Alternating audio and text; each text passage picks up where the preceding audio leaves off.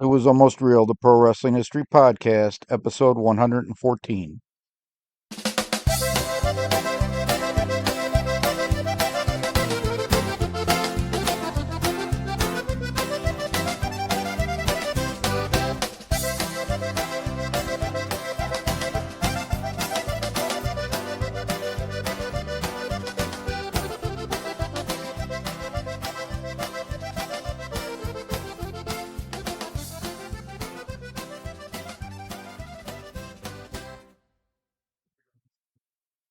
Hello, and welcome to this episode of It Was Almost Real, the Pro Wrestling History Podcast. My name is Ken Zimmerman Jr., and this is the podcast dedicated to the history of professional wrestling from the 1860s to 1930. And in this episode, I will be discussing Ad Santel's tour of Japan in 1921, where he challenged a number of judo black belts from the Kodokan. But first, I'm going to change things up a little bit this week, and I'm going to start with the review and I'll end with the update because one of the most important shows in WWE history occurred on Saturday, December 13th, 2025. It was a Saturday night's main event, and it was the John Cena retirement show, which was a very good show, very well received by the fans until an odd decision by creative at the end helped them snatch defeat from the jaws of victory. The WWE creative team obviously put a lot of work into this episode as they consider, well, they call John Cena the GOAT, the greatest of all time. Now, I do not believe that John Cena is the greatest of all time. If you're talking about greatest wrestlers in WWE history, it's probably Bret Hart. If you're talking about biggest box office draws, it has to be between Bruno, Hulk Hogan, and Stone Cold Steve Austin. But Cena was the most important wrestler in the ruthless aggression era. He was the person the company was built around. And I will say that I think as a human being, he may be one of the best citizens, the best people to have ever been the flagship person for the company. You cannot deny all the things he did for Make a Wish and just the goodwill ambassador he was for the company. So you have to give him credit for that. And it started out so promising. So this was a four-match card, focused a lot on younger talent because they always said John Cena was always concerned about the younger talent and bringing up the next generation. So most of this card really was leaving the fans happy. The first match to open the show was Cody Rhodes versus Obafemi, an up-and-coming wrestler from NXT, and they had a very good match until Drew McIntyre interfered, which was a great finish. It gave Rhodes the win without him actually defeating Femi. And then Rhodes and Obafemi teamed up to send McIntyre running after the match. So the match was very well received by the fans. Then they had the next match was the Sol Ruca, an up and coming young lady, taking on Bailey in a match that was designed to get Sol Ruca over, and Bailey kind of made her. Bailey led her through the match, and they had a really good match. And then Bailey put her over for the win at the end. I think that Bailey would be a great coach or a producer after her own in-ring career is in because she's taken a lot of the younger female wrestlers on the roster and really helped them develop. The third match was a high flying match, which was AJ Styles and Dragon Lee, who defeated Javon Evans and Leon Slater in a high flying, entertaining match. Javon Evans is the new high flyer in the company, and he is pretty good. All four hugged at the end of the match just to keep all four of them baby faces. And then the match that was supposed to be next was John Cena versus Gunther. However, they had a little segment that was very entertaining before that, where The Miz comes out and complains that he's the one that beat Cena for the title at WrestleMania and he should have had the match that night. And then R-Truth comes out and has a little bit of interaction with him and tells him, "You're just trying to steal people's opportunities. You stole this guy's opportunity." and he gave him a piece of paper, and Miz looks puzzled and reads the piece of paper, and then who appears but Joe Hendry. And they have a nice little thing there where Joe Hendry and R-Truth kind of beat the Miz around a little bit. So everything was set up. The fans are pretty happy. It's been a pretty entertaining show. Lots of vignettes about what John Cena has meant to the other wrestlers. It just had a very feel good vibe to it. And then they have the match, which is Gunther versus Cena.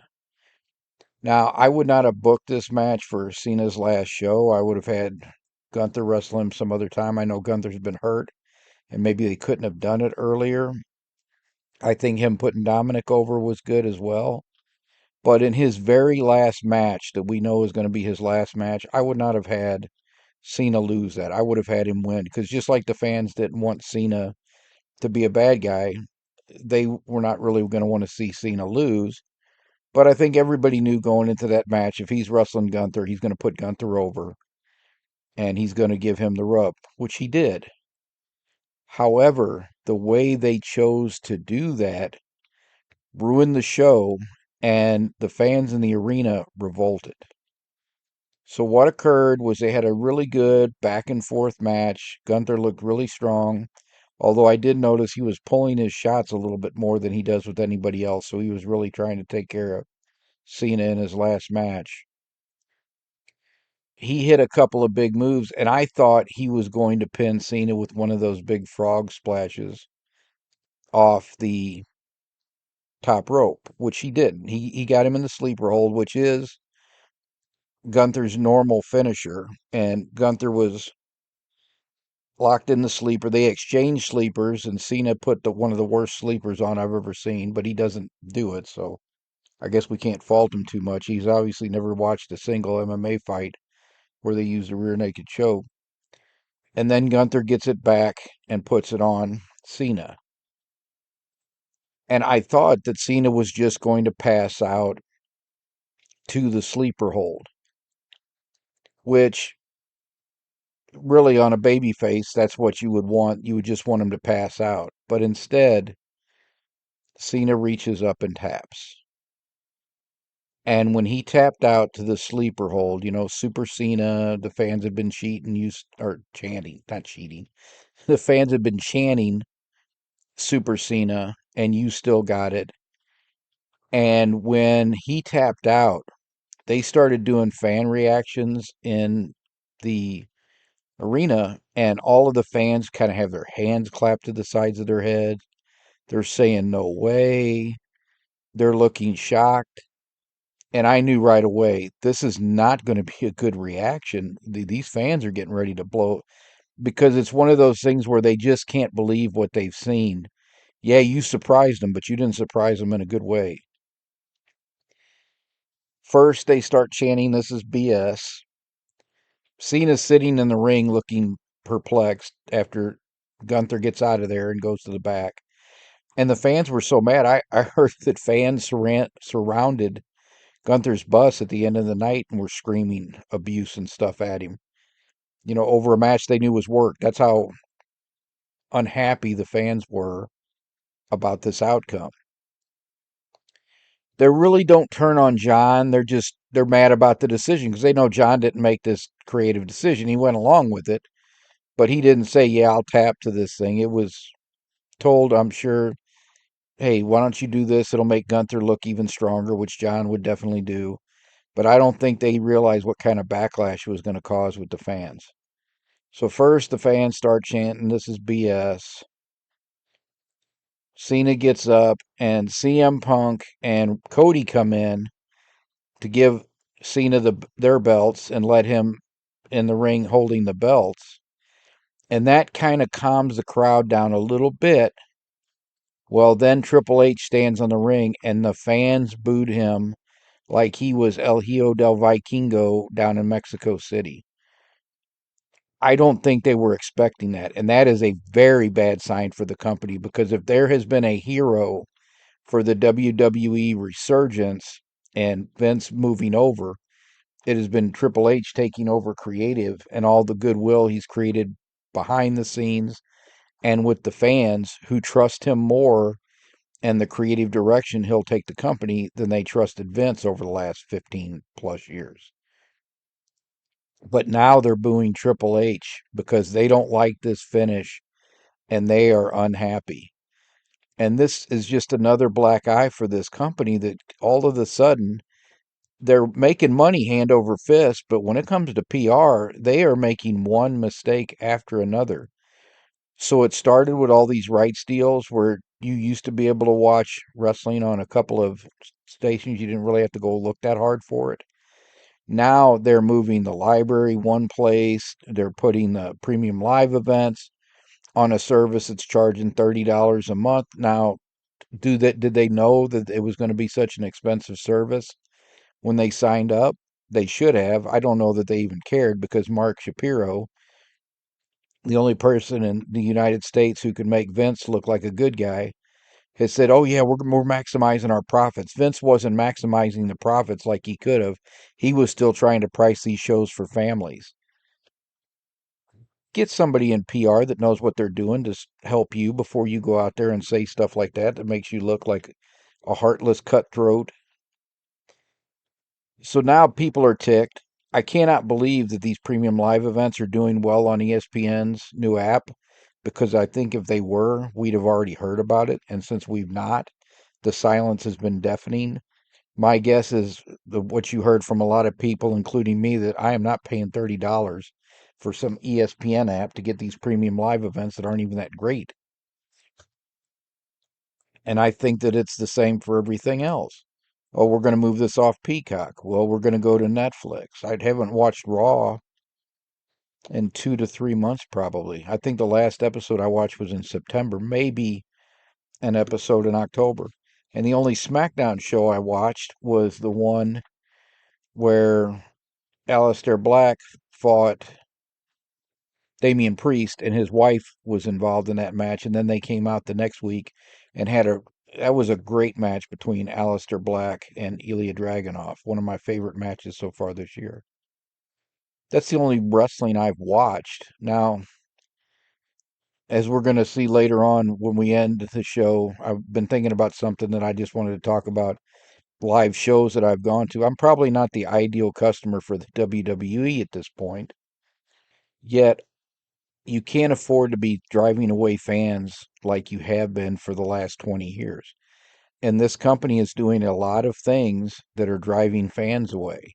And I think this show is just the latest black eye. When they start booing Triple H, you better be worried. People don't know who Mark Shapiro is.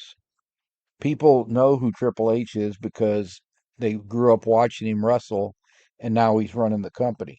And he was the one person who was guaranteed to get the fans up and cheering and everything because he trusted them more with the creative. Now they're booing him because of this terrible decision they made. Now, will it do long term damage to the company? It's hard to say. But if you continue to lose your fan base, it is going to eventually show in the corporate bottom line. And I think that they're already seeing it with this move to ESPN because I don't think people have gone to this ESPN app like they thought they would. Very puzzling decision. And WWE keeps trying to give Tony Khan a way back in. Give Tony Khan credit. He did Sting's retirement correctly. That was the way to have somebody go out on their last night. I think Cena should have put Gunther over, but he should have done it earlier, just like he did with Dominic. And the whole heel thing should have never occurred. They got talked into something by The Rock that they should have never went for. And they finally had to pull the plug on it after a few months because the fans did not want to boo John Cena. I mean, they might have wanted to boo him when he was supposed to be cheered, but they didn't want to boo him as a heel. They wanted him to be the same John Cena he's been for most of his WWE career. I know he was a heel when he started. So I've been promising the discussion about Ad Santel. And I have to admit, when I went into this, I doubted the story about Ad Santel's tour of Japan. I thought this sounded like one of those apocryphal things that the wrestlers come up with and use to build their legend. But I did indeed find an article in the Associated Press, a bunch of articles reprinted in March and April that showed he did indeed go to Japan and he did indeed wrestle a couple of Kodokan black belts in early March in Tokyo. That was the only article I found, but there was reference to he had at least a few other matches and then he left because he couldn't get any other matches with Kodokan black belts after that first week or two. I went and looked around over the last couple months and I actually found an academic article, and it is called Ad Santel is Coming to Town, the 1921 Yasukuni Shrine MMA fights between catch wrestling and Kodokan Judo. And this article is a scholarly article that was in the International History of Sport, and it was published in 2023 by Kotaru Yabu and Andreas Niehaus. One is a Japanese scholar, the other is a scholar from Belgium. And so a lot of the blanks I was able to fill in with this article, and I will have a link for this article in the show notes at kenzermanjr.com, episode 114. It's an excellent article, and because they have access to the Japanese newspapers that I couldn't read if I did have access to them, they were able to fill in a lot of the blanks and what happened, why the tour was cut short. The tour was supposed to be like 4 to 6 months, but it was cut short after maybe 3 or 4 weeks. So Ad Santel is, if you listen to the show, you know, was a shooter and a hooker who took part in a bunch of mixed styles bouts with judo and jiu-jitsu black belts in the 19 teens. And his successes in these matches convinced Santel that traveling to Japan and having contests with Kodokan black belts in Japan would not only be financially lucrative, but further build his reputation. I've talked about his match with Taro Miyake, who was a jiu-jitsu black belt, and then Professor Ito, who was a judo black belt, and a couple other judo black belts along the way. And Santel was very successful in those mixed style bouts, which were all contests that he legitimately won. Seeing an opportunity, Santel, because he was in San Francisco and there's a large Japanese community there, he approached a couple of Japanese businessmen to help him set up these matches. So these two gentlemen agreed to go back to Japan in the end of 1920 and try to set up a tour for spring 1921. And they were able to do that. They arranged the bouts at the shrine. I'm not going to butcher the name of the shrine again, but they arranged the matches at the shrine. And so Santel set off through for uh, Tokyo through Honolulu in February 1921.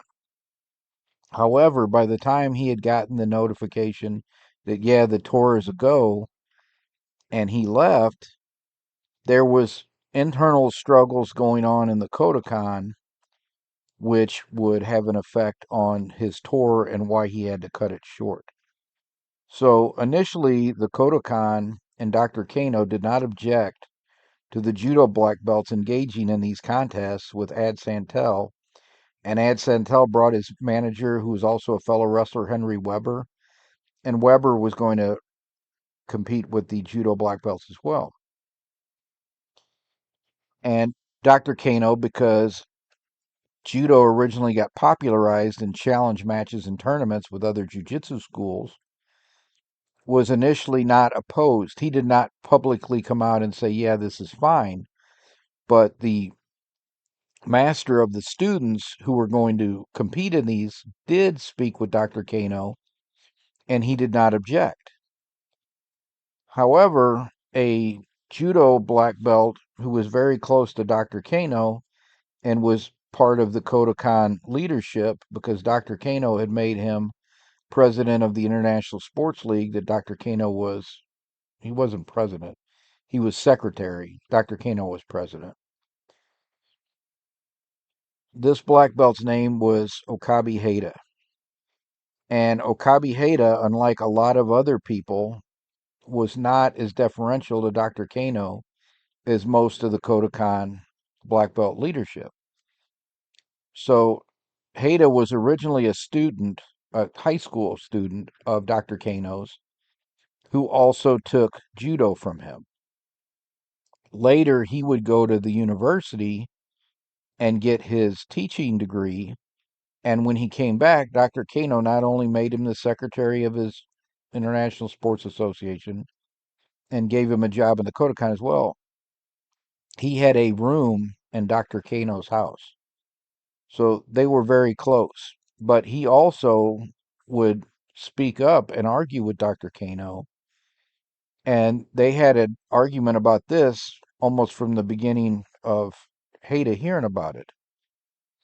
And he told Dr. Kano that they should not be involved in these matches, that professional matches with boxers and wrestlers who were of low character, that's how he described it, could only hurt the brand of the Kodokan, and that he should not allow Kodokan black belts to compete for professionally, which was easy for Heda to say because Okabe Heda worked for the Kodokan. And as it says in this article, if you were a judo instructor at the Kodokan, you could make a comfortable living teaching judo and being involved with the promotion of the sport, amateur sport. If you were an instructor who was teaching outside of the Kodokan headquarters, which a lot of people had schools outside of there, you could barely make a living teaching judo. And that's not any different today. That's the way it is most places. People do not teach martial arts as a rule full time professionally. There are some, Henzo Gracie, but the majority of people who teach martial arts, it's a side job. It's something they do for love, not for money. A lot of the people that Dr. Kano sent around the world to spread judo had to take part in challenge matches to supplement their income. That's why Ad Santel had those opponents in the United States to compete against, because most of them had to take challenge matches to help supplement their income. Kosi Maeda, who taught the Gracies in Brazil and who spread judo to Europe and Brazil, frequently took part in mixed styles competitions because it helped supplement his income as a judo teacher. It was no different from Yukio Tani in England. Now, Taro Miyake was actually teaching still a style of jujitsu distinct from Kodokan Judo, but he did take part in many challenge matches to supplement his income as a jiu-jitsu instructor, and he eventually became a full-time professional wrestler because it just paid much better and it helped him be able to put groceries on the table and support himself. The Haida wanted to take a strong position against this, and Haida also is one who did not like the ground grappling in judo. He thought the highest expression of judo was the throws. And he was one of the people responsible for turning the rules in judo to favor the throwing and help push ground grappling to the back in judo. If you want to know why judo 70 to 80% of it is standing, it was because of how the rules evolved for judo contests. And it was people like Okabe Heda who had a distinct view of what they thought the martial arts should be, that the rules were changed to reflect that. I have a big problem with that. I've seen this so many times in my martial arts career. There are so many people who have it in their mind of what the martial arts should be, and it makes them very close minded about any innovations in martial arts. I used to have this example that I would talk about that if some of these martial artists were in charge of the world, the wheel would have never been invented.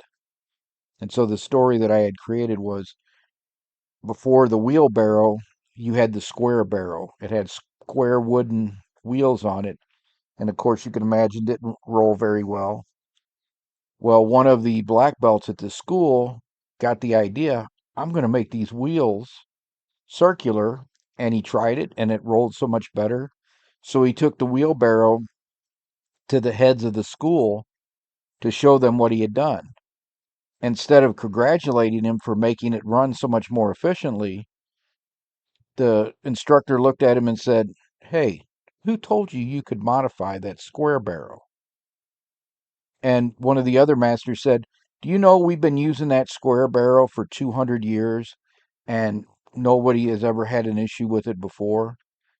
And then the third master looked over at him and said, You're a troublemaker, aren't you? And that's what you get when you try to make innovations or changes a lot of times in traditional martial arts. The people that have a set mindset about how things should be, they are unbending and get upset if you try to do something that makes the art more effective. So they took an art that was successful standing and on the ground and made it primarily successful standing. And if you go to the ground with a BJJ guy, you're going to get tore up. That is a huge mistake in martial arts, but it happens all the time. It's to me to be a great martial artist, be a good martial artist, to be a acceptable martial artist. Your mind has to be like a parachute. It has to be open.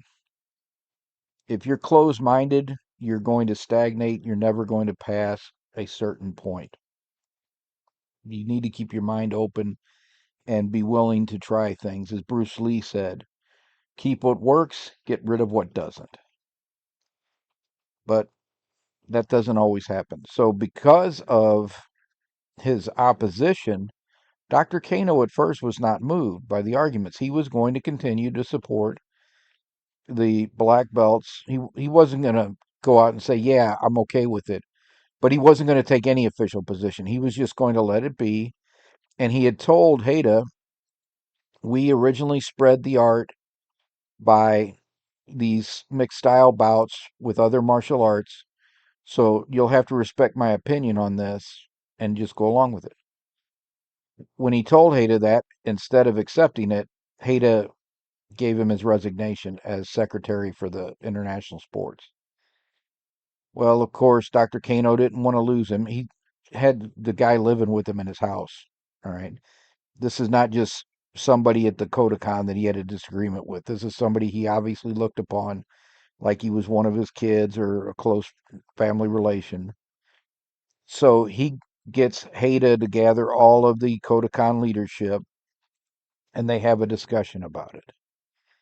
And all of the other black belts, Mifune, everybody that was a high-ranking black belt at that time, also shared Okabe Haida's position. Maybe not all for the same reasons, but they all felt that Dakota Khan black belts should not be involved in these contests. So a week or two prior to this competition, Dr. Kano comes out and says, "Oh, no Kodokan black belt should be involved in this, and I'm issuing a warning to anyone not to take part." And there were sanctions afterwards, but they were pretty weak sanctions. But let's talk about what actually happened. So Santel gets there. They have banned Kodokan black belts from taking part, but the original matches go on because the Kodokan black belts who agreed to take part would not back out even after they were warned by the Kodokan because they had already agreed and given their word that they would take part in these matches. So there were 4 matches consisting of 3 rounds each, and they were held over 2 days. So on the first day, Henry Weber grapples with Masuda Sotaro, who is a fourth Dan judo black belt. And Masuda won the match by throwing Weber. The match between Santel and Nagata Riero, who was the third Dan, ended in a draw because Nagata was unable to continue after Santel had thrown him with a headlock.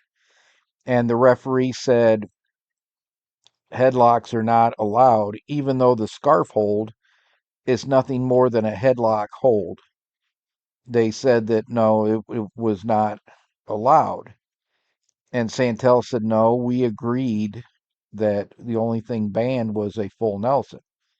And this is one of the issues that this competition had. Besides the fact that the evenly matched match on the second day, most people found boring, the rules are very difficult because they made the wrestlers wear jackets, which the fans thought was not right because they said they're not used to wearing jackets. That's a big advantage for the judo players.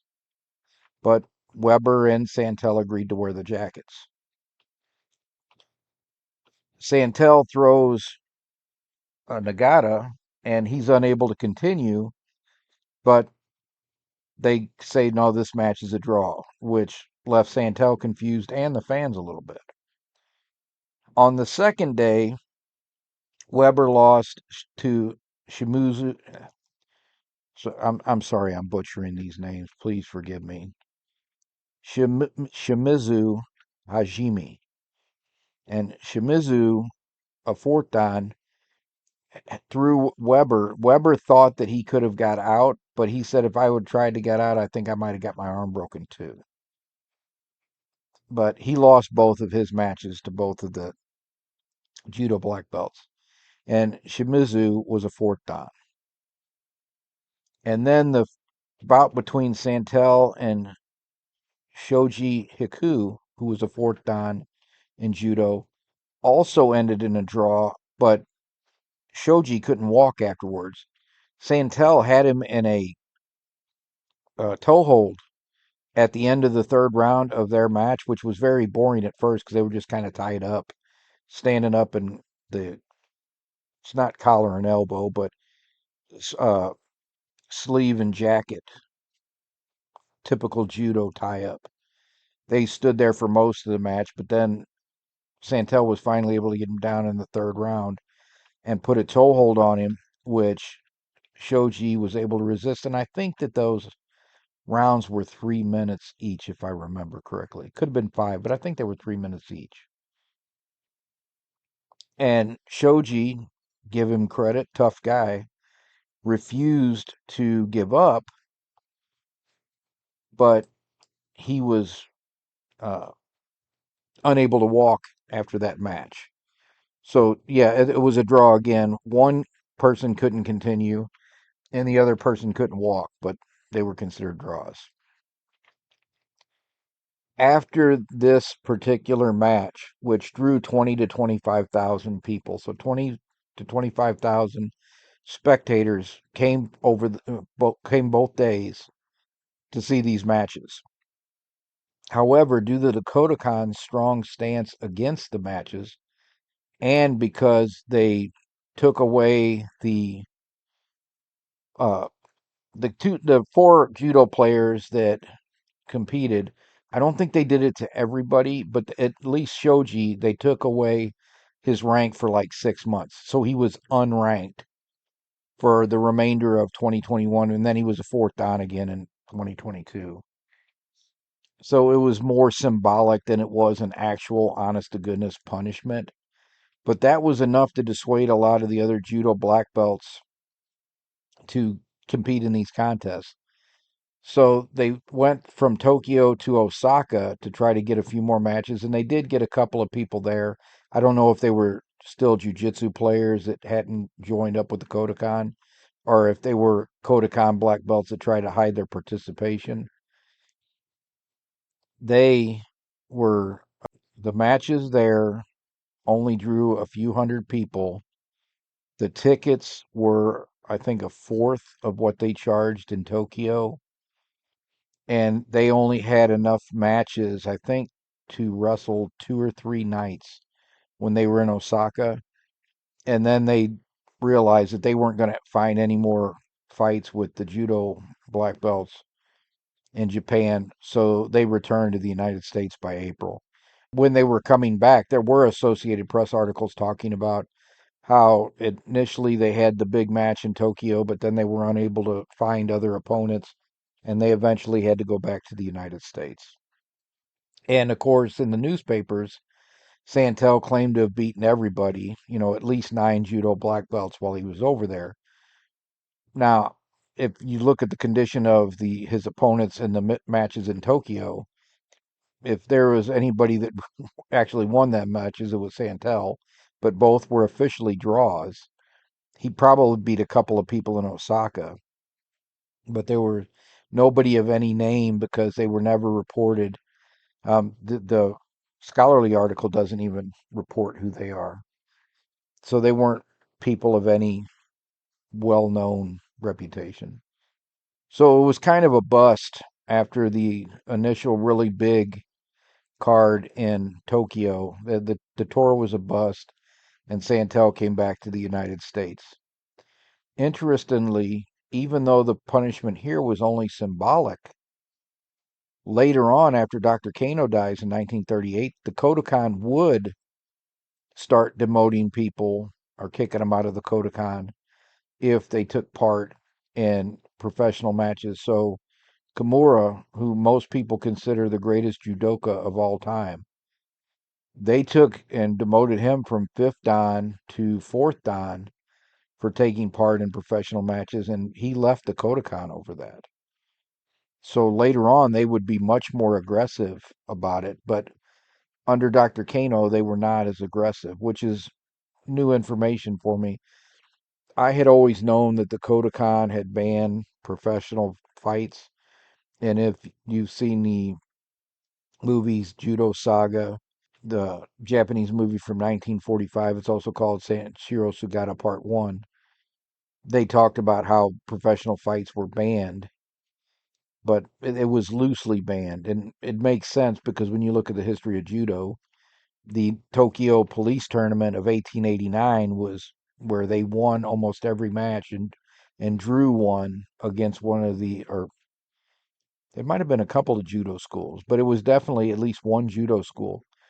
They won that Tokyo Police Tournament to become the official trainers of the Tokyo Police Department, and that really helped popularize and spread judo. So it makes sense that Dr. Kano would not necessarily be against it, but a lot of the other black belts were. My update for this week, I wanted to finish this talking about the live wrestling matches that I had attended, because when I was reading that 1985 Wrestling Observer Handbook, I realized that I had not gone to any wrestling cards in 1985. And so it got me thinking about all of the live wrestling cards I attended. And I have not been to one since 1998. My last live wrestling card was Survivor Series 1998 in St. Louis. By the time you hear this on Monday, December 22nd, good Lord willing and the creeks don't rise, the second edition of St. Louis Civil War, the streetcar strike of 1900, should be available. I'm putting the finishing touches on it this week, and I plan to publish it next weekend, which will be the weekend before the 22nd. If it does, is not out by then, it will be out by New Year's Day. So let's talk about the live wrestling matches that I attended. So I attended my first live wrestling match with my natural father, Ken Sr. It was not with my sister Vicky, who I attended most of the live wrestling cards with in the 1980s. The first card I attended was in January 1980, and it was an 11th birthday present from my natural father. And then I didn't attend any cards until June of 1981, when my mom married my dad, my stepfather, Ernest Charles Diaz. I have 5 older sisters that were my dad's daughters from his first marriage. And my oldest sister, Vicky, who was 15 years older than me, was a big wrestling fan and had season tickets to go to the wrestling matches in Kiel Auditorium, but didn't because she didn't have anybody to go with her. She had heard that I was a wrestling fan. So when I met my sisters for the first time, she pulled me to the side and said, "Hey, I heard you like wrestling." And I said, "Yeah, I watch Wrestling at Chase every week." She said, "Would you go with me to the wrestling matches so I have somebody to?" Absolutely. And so we started going to the wrestling matches together, and that's how she and I got so close. Vicky was probably, if not my favorite sibling, and I realize I got 7 sisters, but Vicky was probably my favorite when I was a kid because we talk about all kinds of stuff on the way to the wrestling matches. Then we talk about the wrestling matches on the way back. And if there was a really good wrestling at the Chase that week, she would normally give me a call at the house and we'd talk about it. So that's how I got so close with my big sister. I know in 1981, I went to at least 7 cards with her, culminating on the January 1st, 1982 Sam Muchnick retirement card. Then in 1982, I'm going to estimate that we went to about 4 cards. It got really bad really quickly with Bob Geigel. And then I knew Dad took me, Sharon Beck, to 1 card at the Checker Dome. And doing some research, I would have sworn to you that David Von Erich wrestled Harley Race in the main event of that card. Now I don't think so. Now I think it was the June 1982 card that was the main event was Dick the Bruiser versus Ric Flair, but David and Kerry wrestled Ken Patera and Crusher Blackwell in a tag team match on that card. And I'm pretty sure that that was card we went to because I knew it was at the Checker Dome. Dad never took us to Kiel. It was almost a sellout, which this card was. This card had 17,000 fans, so that was almost a sellout. Because one of the most amazing things I ever saw was my dad, who always fell asleep in his chair between about 7:30 and 9 o'clock each night. Then he'd wake up, watch a little more TV, watch the news, go to bed, and then you could set your watch. He was up, showered, cleaned up, and sitting at the table at 5 a.m. every morning reading his newspaper. We look over, and I remember because the fans were, David was being held down by somebody, Tara Blackwell, and the fans used to chant to get the wrestlers up, so there's 17,000 fans in the Checker Dome chanting, "Go, David, go, go, David, go." The floor is shaking from people stomping and going, "Go, David, go." And I look over, and my dad is asleep, out cold. And we were just, me and my sisters, Sharon Beck, just looked over in amazement that he could sleep through all of that racket in the floor shaking. Dad could sleep anywhere. But that was 1982. Probably 4 cards with Vicky, probably 1 card with Dad. 1983, I didn't go to any cards with Vicky, but I did go to 3 of the Larry Madison cards, 2 or 3. I'm pretty sure it was 3 after going back and looking at them, but for sure 2. With my friend Jeff down the street, we went to those 3 cards at the Checker Dome together. So that's 83. 1984, Vicky and I went to at least 1 card, but I think it was 2. So right now, Vicky and I have gone to about 13 wrestling cards together. Don't go to any wrestling cards in 1985 when I was reading that Wrestling Observer yearbook. In 1986, Danny and I, in the fall of 1986, because that was my senior year, his freshman year, he and I go to the WWE card at the Kiel Auditorium in downtown. And that's the one that he always says I almost got him killed because I was calling Hulk Hogan bulk bogus. But I didn't want to miss out on the opportunity. And then in the summer of 1988, I was living down in Cape Girardeau. Well, I was living in Scott City, which is just south of Cape Girardeau. And I went with my stepsister Vicky and her husband at the time, my ex brother-in-law Mitch, to the WWE card at the Show Me Center in Cape Girardeau in the summer of 1988. And that is the last card I attended in the 80s. In 1990, I went to 2 cards. 1 card was in Cape Girardeau with my cousin Dan, and I'm pretty sure it was the May 1990 card in at the Show Me Center because that was headlined by Dusty Rhodes and Randy Savage. And I'm pretty sure that that was the main event for the card that we went to. Danny was a huge fan of Macho Man Randy Savage. So two cards with Dan. My friend James was a big fan of Ric Flair, and so we went to Starcade 1990 that was at, pretty sure that one was at Kiel Auditorium.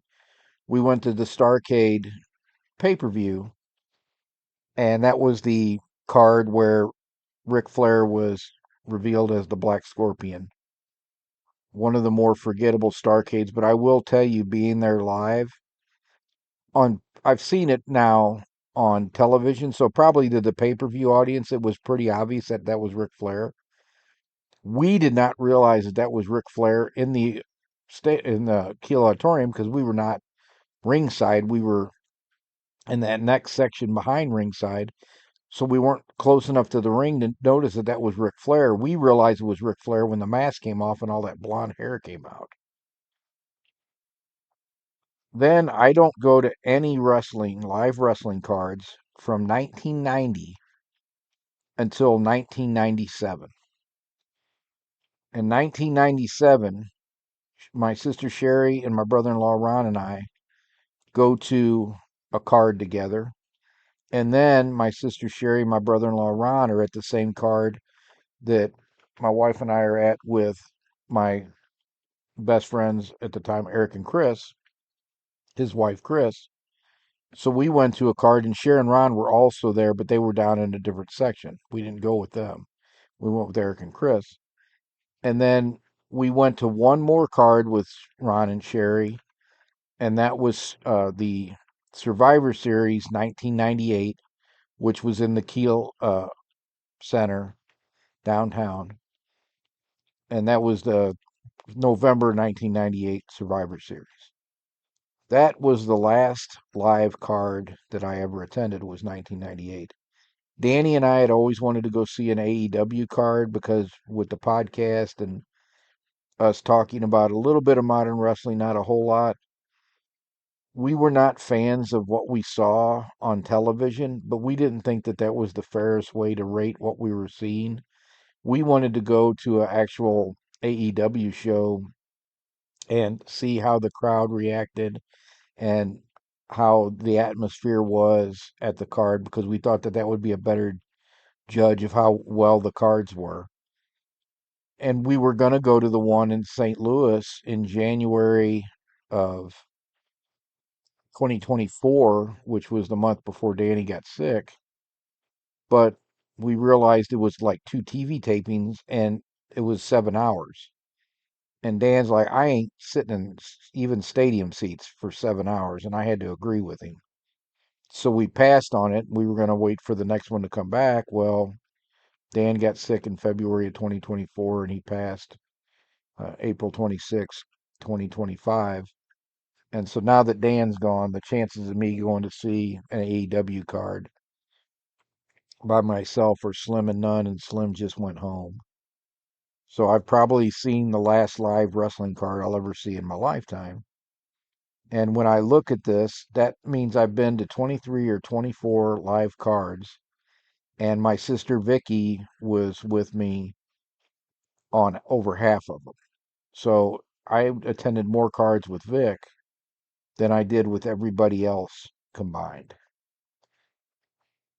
And that's one of the things that I think hurts the business. I said on the last or two podcasts ago, I don't think you can kill the business, but I think it's going to continue to evolve into something different because so many fans who were fans when they were kids have walked away from it. And then they're like me. My kids don't watch it, never watched it, were never fans. I didn't want them watching during the Attitude Era. And that's how you had multi generational fans. You had my sister introducing me to it, my natural father introducing me to it. Normally, I would have introduced my kids to it, but because I didn't like the product, I didn't have them watch it. But my sister and my brother in law did have their kids watch it, so my nieces and nephews are fans. Beck's kids are not fans. Vicky never watched after the St. Louis Wrestling Club went out of business. They've lost so many fans over the years, and those fans are not being replaced. And like I said, I haven't been to a live card since 1998 after the Monday Night War heated up, unless one of my grandchildren becomes a fan. If one of my grandchildren became a fan and wanted me to go with them, I would obviously go with them. But other than that, I can't see going to another live wrestling card. I intend to live to be 95. I don't think I'll go to see one, in all of that time, unless my grandchildren or maybe my great grandchildren would become fans and would want me to take them. And then I would, of course, break my rule.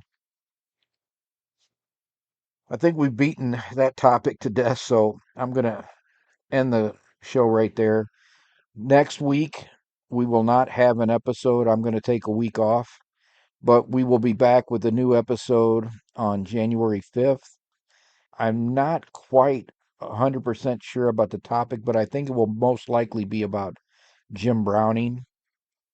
I've been wanting to research his career a little bit more. Jim Browning is the world champion that no one's ever heard of because he died so young at only 36 years of age when he was well, he wasn't a world champion at that point. He had just been the world champion, but he was very young, and he was the world champion when all the double crosses were going on, and they put the title on him, which means he could take care of himself in a shoot. And he's also a Missourian. He's from Verona, Missouri, down in southwest Missouri, not too far from Springfield. If you're familiar with Missouri at all and know where Springfield, Missouri is, down in the southwest section of the state. As usual, the show notes are available at kenzermanjr.com/episode 114. I will have a link for that scholarly article if you'd like to read that because it covers a lot more than I was able to talk about today. Wishing everybody a happy holiday, no matter what you celebrate, and hope you and your family are having a great 2025 and have an amazing 2026. Prosperity and peace to everyone. Take care, everybody. Bye bye.